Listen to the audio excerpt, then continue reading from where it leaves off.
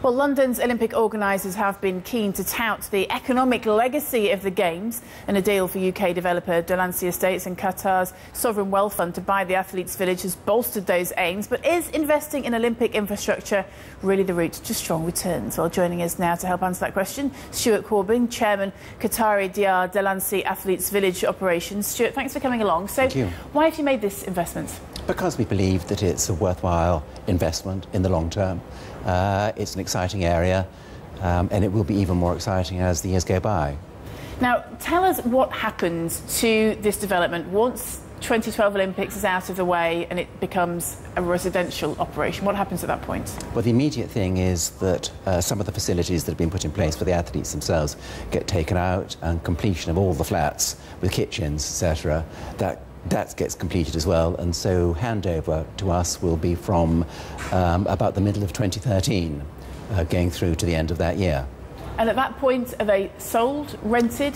We intend to be letting ours. We will have just over 1,400 of the 2,800 flats, with some social housing providers having the balance, and our plan is to let most of ours, if not all of them. We're still working on the detail of that at the moment.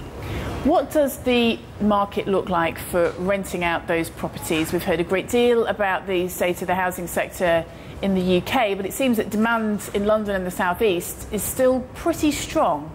The renting market is something that used to be the norm.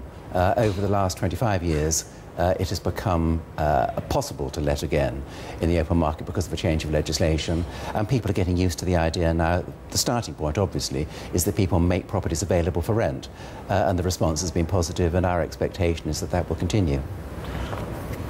What kind of demand are you getting now? Have you already started pushing these properties to market? No. When does that happen?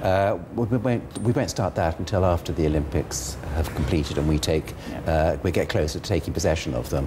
People renting tend to respond towards the last minute. And I ask the question because there's a great deal of economic uncertainty around right now. It's expected that that's going to play out certainly over the next year or two. Concerns about the Eurozone debt crisis and the impact that all those issues are going to have on the UK, on the economy here in the UK, and in fact recessionary fears, which will have a big impact on demand and on prices, for that matter, that you can get for these properties. Yes, we haven't got to the pricing point yet, and we won't deal with that until much nearer the completion.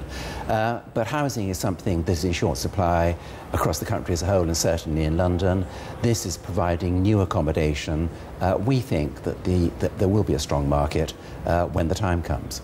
And if you haven't managed to secure a coveted ticket for the Olympics opening or closing ceremonies, it may not be too late.